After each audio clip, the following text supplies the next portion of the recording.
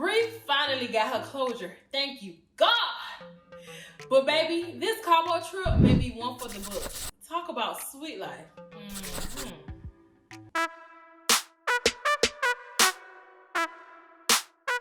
I am beyond excited to talk about this episode because we are now being introduced to some of Ty's other friends because they are all heading out to Cabo, Mexico for Ty's birthday trip. And I am so glad we are getting out of the box of Brianna, Jordan, PJ, and Rebecca. Because if we are being honest, minus the little drama they all had, they low-key boring. But baby, now Ty other friends, okay? First thing first, can we acknowledge how Ty got 23 of her friends to show up for this trip? Ooh, you know how hard that is? If I tell 23 of my friends, I may get 10 of them to show up. And it would be a struggle just to get them 10 on one accord. But not only that, she also got them matching outfits, which was just so cute. I love seeing stuff like that. And if only I wasn't a cheap friend, I imagine that's how I'll be putting trips together with all my friends. Let me know in the comments if you can get a large group of friends to travel like Ty and her friends are. Because I want to know, baby, because this is a struggle on my end.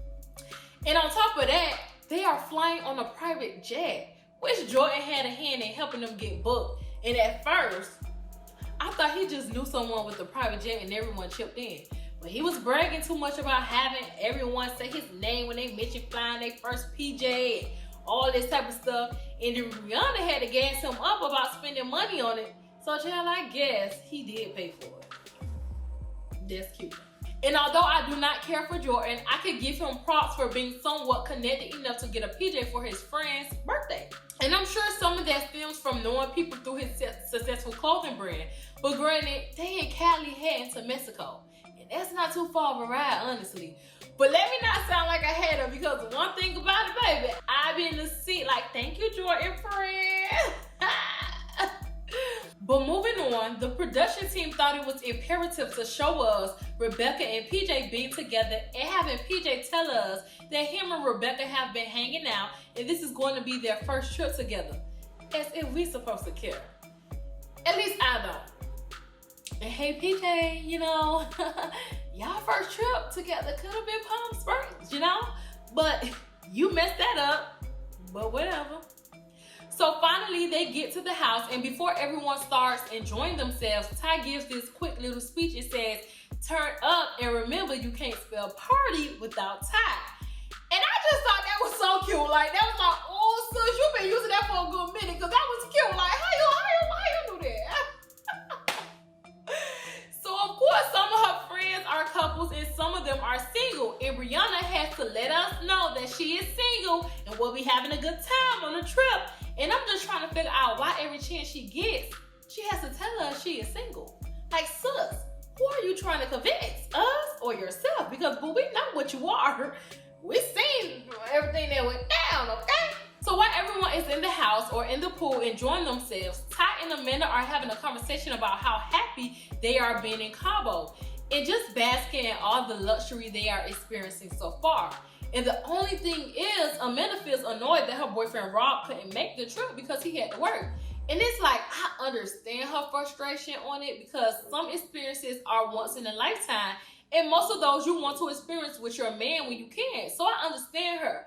I feel like sometimes, people have to live for them and not just work. But I also get that he has responsibilities and bills and whatever else, so he has to move differently. It's just sad when you have to miss out on adventures and gatherings with your friends and girlfriend, like this Cabo trip because of it. And this is so random. But Amanda seems like the type of person to complain about him not being there when she gets back home to Cali because she was missing him. And as much as I want to like Amanda, her personality gives me real snooty, and I just can't get into her like I can, Ty or Cheryl. Hell, even Brianna, I like more than Amanda, I should say, as far as personality goes. Amanda just seems like the girl that always have a problem with something. Like, man, what is it this time? What is it that time? Like, she just seems like that person, and I could totally be wrong, but so far, out of all the times I've seen her on screen, that is the personality, or that's what I gathered from her personality, I should say. Let's talk about Brianna for a quick second, because I thought my girl was doing good on her closing tip from Jordan, but I knew it was too good to be true. So if y'all watched my last recap, if not, check it out. Or if you watched the last episode, we saw Brianna went on a date with some guy she met on Instagram, because baby said her DMs be flooded with guys. So she can pick and choose who she wants and when she want to go out on them, to test them out. I told y'all last recap, the sweet life is really Brianna's dating life. But anyways, on her date with the random guy, it seemed like she was having a good time and she was enjoying herself. It wasn't awkward or weird. At least that's how it looked on TV. It only got weird when Brianna started talking about, paying rent and stuff. But that was a topic she brought up, and I guess old boy didn't say something that she liked, which was, it depends on the situation as far as, paying the rent with your significant other. So Brianna is telling Amanda and Rebecca how she has been dodging the guy ever since the date. And she said it as if it was, cute to be doing. But then she want to cry when Jordan be dodging her ass. Girl, it be the audacity. I just feel like she need to tell that man she enjoyed her time with him or whatever, and then she gonna move forward, and he just not a part of the forward. See, my thing is, Bree knows how to stay on my bad side, because I'll be rooting for her at 1 minute, and then she'll disappoint me in the minute right after. It's like, girl, you have no consistency. That's so aggravating, because I want to like you. You just make it hard. So they started having a whole conversation about guys paying rent, and Brianna feels like if a guy is not going to pay her entire rent if they stay together, then she shouldn't live with them.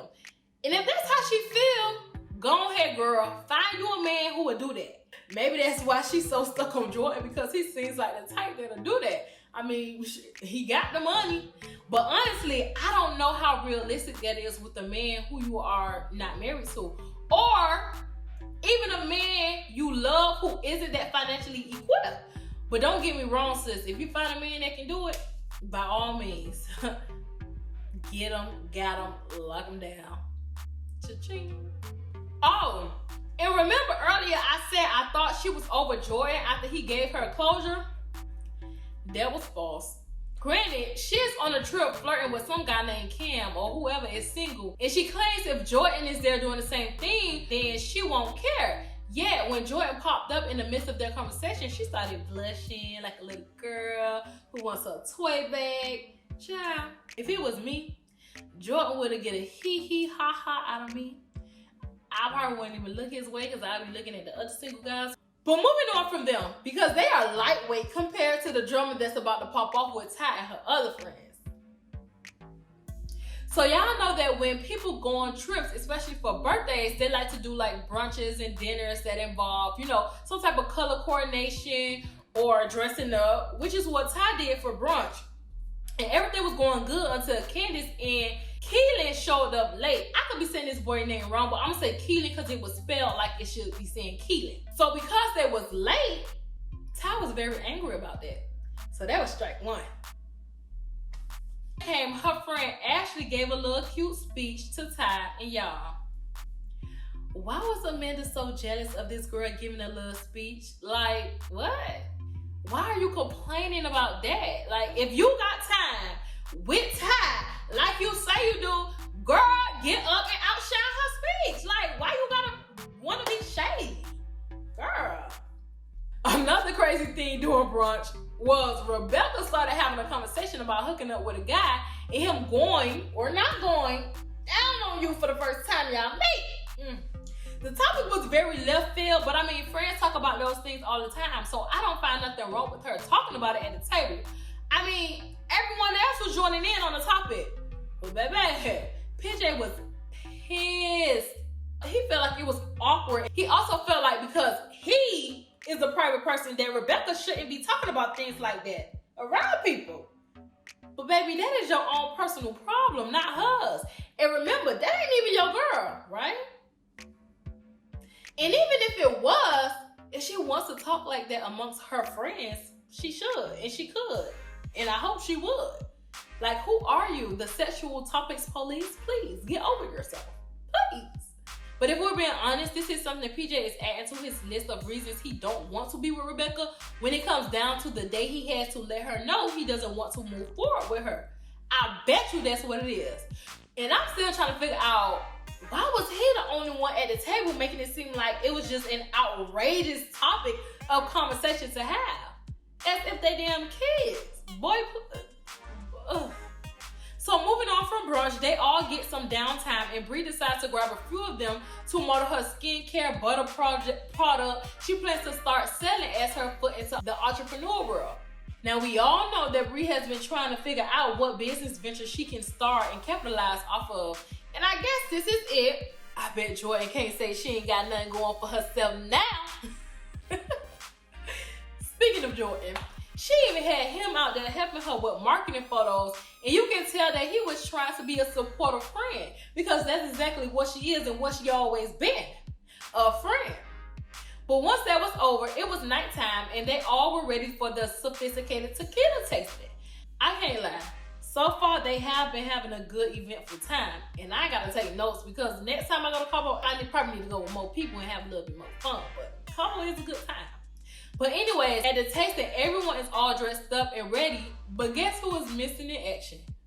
Again, Candace and Keelan. So now my girl Ty is on strike too with them.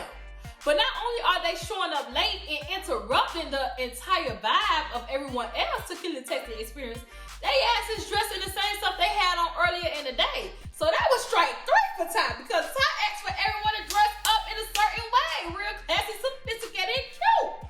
And they missed the mark. And it was late. Now I get why Ty is mad, but I'm not going to sit here and not say anything about Jalen wearing a damn jean jumper with some high socks and a tank top to brunch, giving us the streets of Compton fashion and not Cabo swagger fashion, okay? But I guess we'll let him slide. But Candace and Keelan being late and not showing up in the correct attire sent Ty over, okay? That was her last straw and she was pissed with them. So when the tasting was over, Ty started expressing how she felt about Candace and Keelan being late and disrupt them not once but twice so far on the trip. And it just started. But she was saying this to, other people.